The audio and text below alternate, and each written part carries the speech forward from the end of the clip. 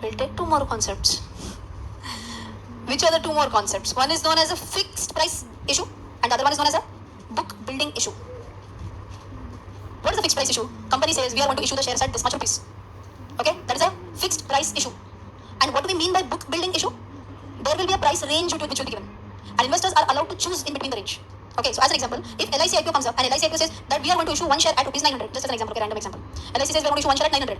This will be known as a fixed price issue. And if LIC says that we are going to come up with an IPO in the range of 900 rupees to 950 rupees, this will be a book building wherein a range is given. Simple? Yes.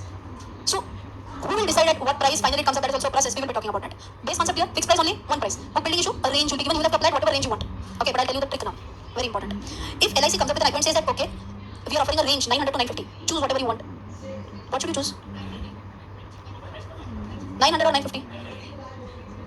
Those who are newbies, they're like, hey, mad or what? They don't know how to bargain also. Those who are going with the mindset of bargaining, 900 or 950, only bargaining perspective. 900, no, only bargaining perspective 900. But intelligent investor, 950. Now why I will tell you. Huh? Correct. So, see something like LIC IPO, we believe, at least even not, if it is not oversubscribed, at least subscribed. Maybe 1 times, 1.1 times, whatever. Okay. Now what will happen is that those who ever have applied at 950, will they get an allotment? Yes. So we are just saying, so we'll take a theoretical example. Exact 1 times oversubscribed. Means what? Company had issued 1 crore shares. Applications received for 1 crore shares. Will everyone get an allotment? Yes. For whatever they applied for? Yes. Simple to clear. Okay. And if we are talking about a case where everyone has applied at 950, everyone will get at 950 only. Okay. Now let us say 1.02 times it got oversubscribed. Okay. 1.02 means what? Let us say 1 crore shares were offered for sale or fresh issue, whatever. But 1.02 crores the bids were received, applications were received. But this 0.2 had applied at 900. Will they get it or will that be rejected? That will get rejected. Okay, now one important point. Could it happen that company, so forget about this. Let's say based on the applications, company decides the IPO price at 940. Based on the applications, company decides the price at 940. Had you bid at 950, what will happen? Very important point. Huh? Range was what? Everyone answer. Range was 900 to 950. You applied at 950. Company decided the price at 940. You will get a refund. Oh, you will get a refund. Acha, what if company decides the IPO price at 900 only? Still will get a refund. So always remember, what is the disadvantage of choosing 900? If company fixes the issue price at a higher price, will you get allotment or will you not get allotment? You will not get allotment. But if you subscribe at the highest price also, and if unfortunately company decides at a lower price, is there any bad point? Kuch nuksan hoga? Why? You will get a refund. Simple. So now so that is actually a lottery system. Actually lottery system. Any case, if it is oversubscribed, it will be lottery system. If it is undersubscribed, all yours. I have faced it. DLF. Always. If you want to apply for the IPO, what is the thumb rule? Apply. This is called as the cutoff price. Cutoff price is the highest price. Apply always at cutoff price. What is the risk? No risk. Even if it is priced lower, you will get the refund. Finish. Correct? Huh.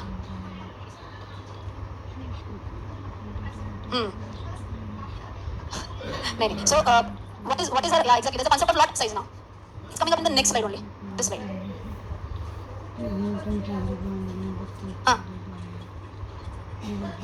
Correct.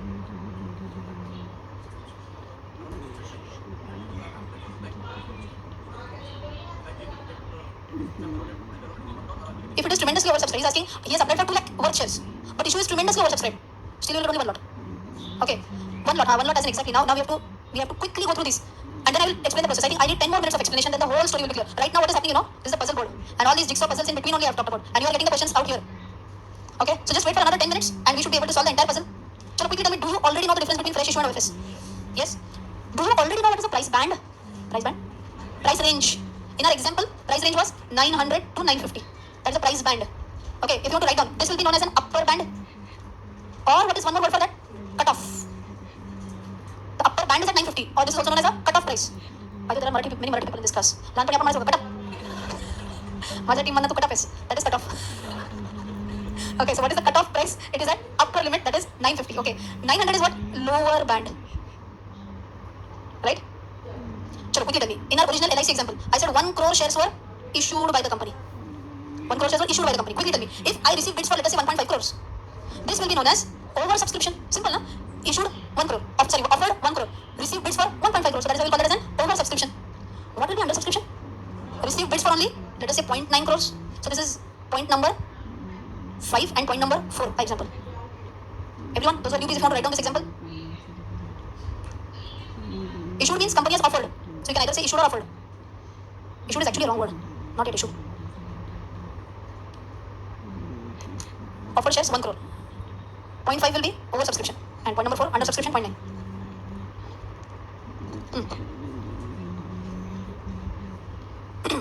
Very good question. What happens if there is an under subscription? Everyone gets okay. Let us say if the issue was of 1 lakh and the overall subscription was only 10,000 rupees. Rupees, number of shares only will talk. Offer was for 1 lakh shares. Bids received for only 10,000. Then, if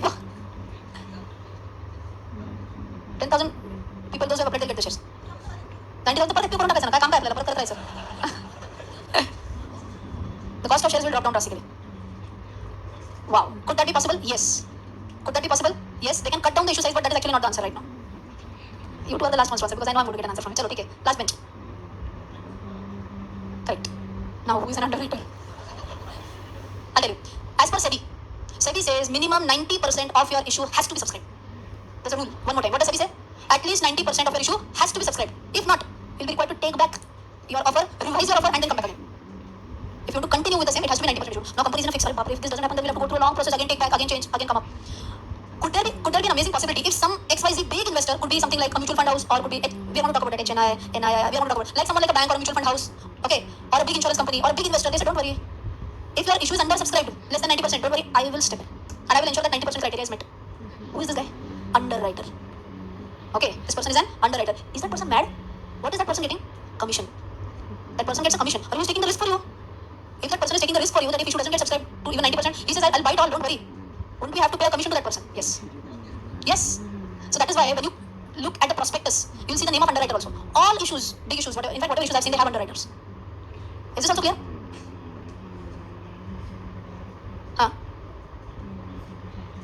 Oh, the LIC will talk about afterwards. Specifically, that's a specific question. He's asking, is it necessary that it has to be either OFS or fresh issue, or it could be a combination of both? It can be a combination of both also. Some fresh shares being issued, and some promoters are selling their own shares. So please, very, very basic point, but very important point. We said it could be 100% OFS, it could be 100% fresh issue, or it could be a combination of both as well. Possible. Doesn't matter as such. Even if I am buying from whether it is an OFS or whether it is a fresh issue, finally money is going from my pocket. Who is getting it is technically immaterial for me. You can decide. So again, ideally, just because it's an OFS, I will not apply. That's not a scenario. I'll tell you one more case. Again, there is a SEBI rule that after listing, I guess within 3 years of listing, the promoter stake has to be below 75%. Promoter stake has to be below 75%. In my example, I was holding 80% stake. Now to meet with the SEBI norms, I have to sell 5%. Now, if something bad with my company, I just have to meet the criteria. That is why I'm selling. So don't keep that as the sole reason why you are not going to apply. Is this fair enough? Yes. Right now, ask question only if it is related to this. Otherwise, no. Let me then cover up these concepts. Otherwise, same thing. Half puzzle is solved, half is unsolved. Only if it is related to this right now, to whatever I've taught. Tell me, is it very difficult for an individual to become an underwriter? You require crores and crores of money. Okay, so I have never seen underwriters being an individual person. Generally, an institution.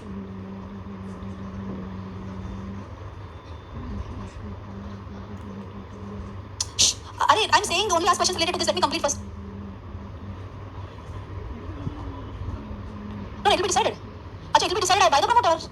By the promoter. Now, again, there's a process also there. So we will talk about it. Wait. I think we'll come back to this again. Yes, questions can go on for eternity. What if the promoters don't find the underwriters? I believe it's very theoretical. Okay, very theoretical case that the company doesn't find loads of underwriters. Everyone wants money, everyone wants business. Commission will drive who will leave such an opportunity. So it will not generally happen that they don't find an underwriter. Even if I say theoretically they don't find an underwriter, then what will happen? Tell me. Can they still go ahead with the issue? Yes. If 90% is not met, take back, reduce the size. Who said that? Take back, reduce the size, come up with a lower issue. Still possible.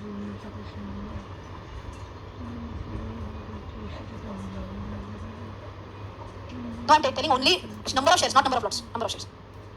Yes. Yes, very important question. Will the underwriter get his commission irrespective of whether it is oversubscribed or undersubscribed? Acha. Now tell me logically. Okay, tell me logically. I'm the issuing company. You all are a part of one company who is an underwriter. You all are my underwriters, technically speaking. And what am I telling? See, people, if my issue gets undersubscribed, you have to step in and you have to subscribe for the balance. Okay, and if that happens, I'll pay you commission. Okay, you ready to take that risk? Yes. And if I say, if nothing happens, bye. Chalega na? With risk comes return. So underwriter has to be paid a commission, irrespective of undersubscribed or oversubscribed. Okay, we need not go into the nitty-gritties. There might be an understanding between the company and the underwriter. If it gets oversubscribed, he or she might get institution might get a lesser commission, but no commission will not be the case. Are you taking the risk? Okay. She's saying, can the underwriter back off after some time? So 1 lakh shares were issued, was offered. Only 10,000 shares were subscribed for, and then underwriter says, sorry, who are you? Excuse me. Oh. There is a contract. There is a contract between the company and the underwriter. Both are binding on the contract. Something like anchor investor, but this is beyond the puzzle that we have discussed till now. Okay, now wait. Price range can also be reduced if the company wants. Once the company withdraws, company says we'll reduce the issue size, we'll reduce the price band also, and then come up with a fresh issue. That is also possible. Okay.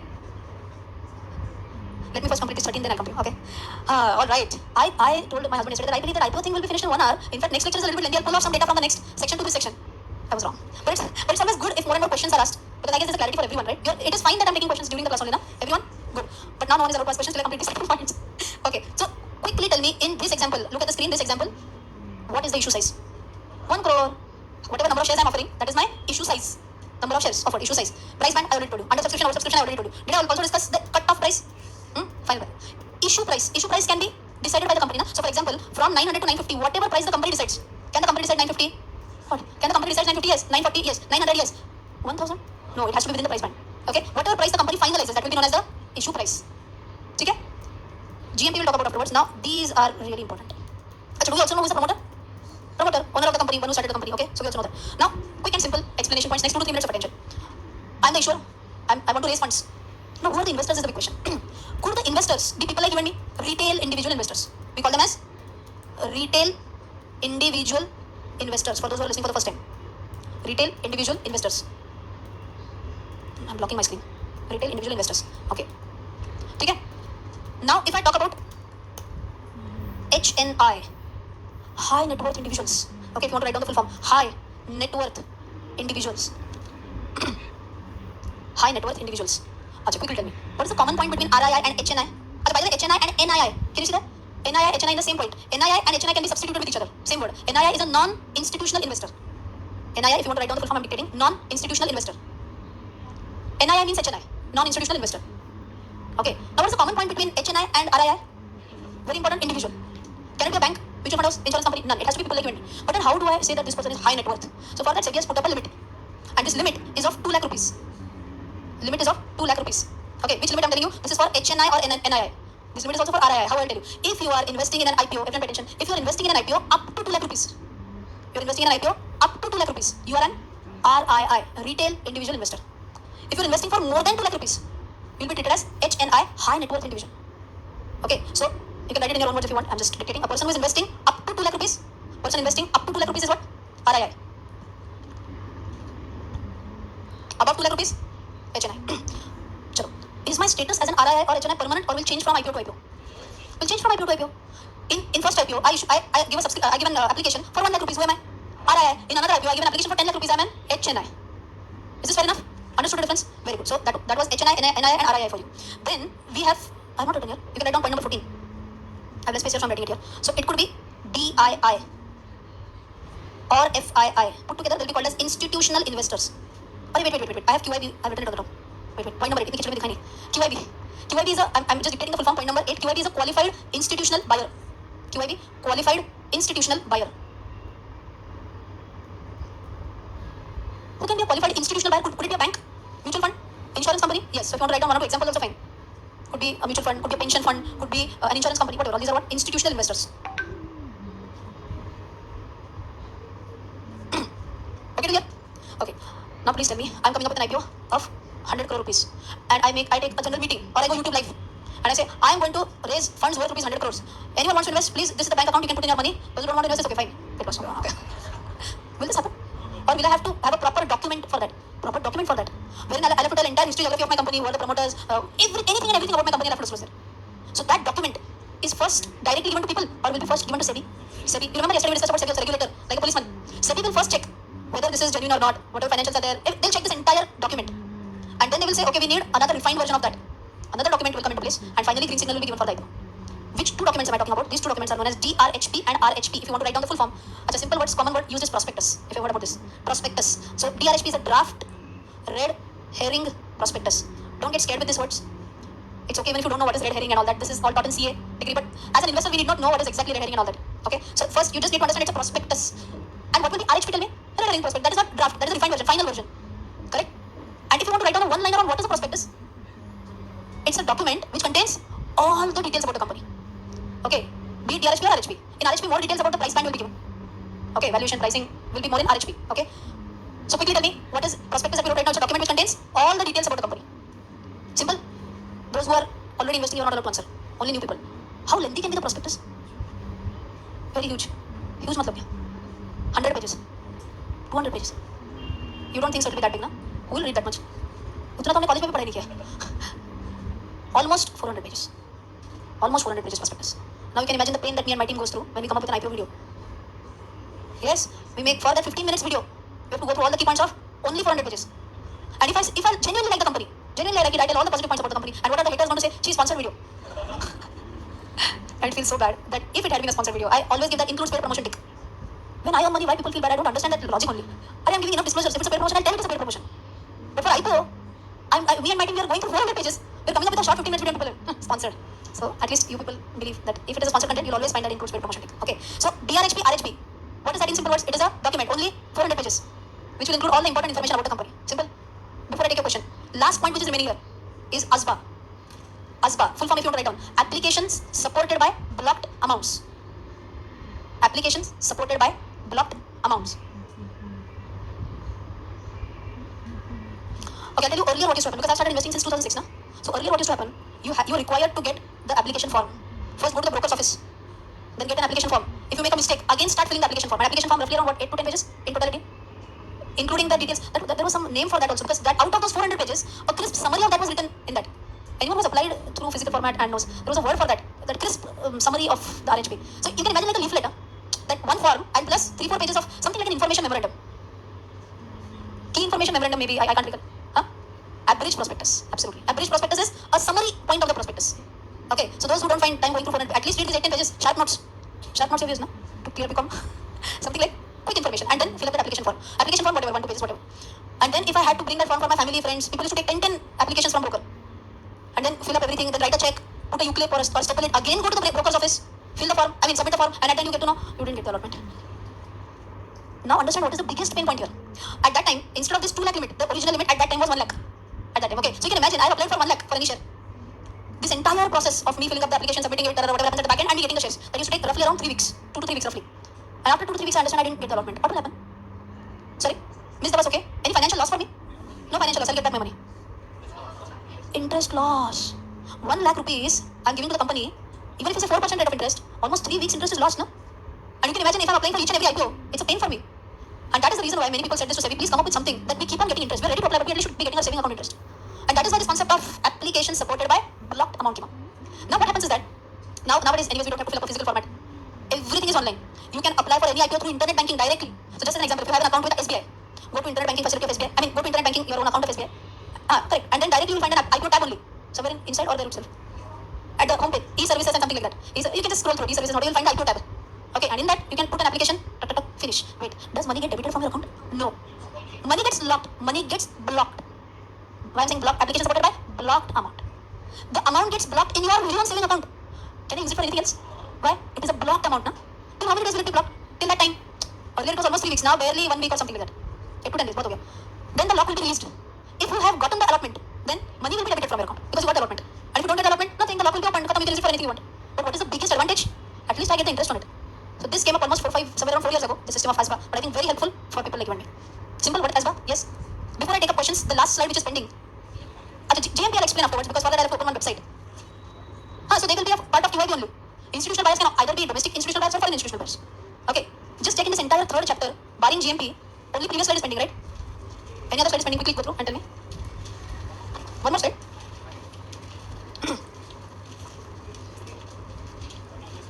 Which one? Okay. Next slide. Acha. We were on this slide, right? Just go to the next slide and you can see all these category of investors. RII, HNI, correct? And DII, FII put together is what? This is QIB. What is QIB? Qualified institutional buyers. Desi, Firangi. What is Desi? Domestic, Firangi, foreign institutional buyers. That's it.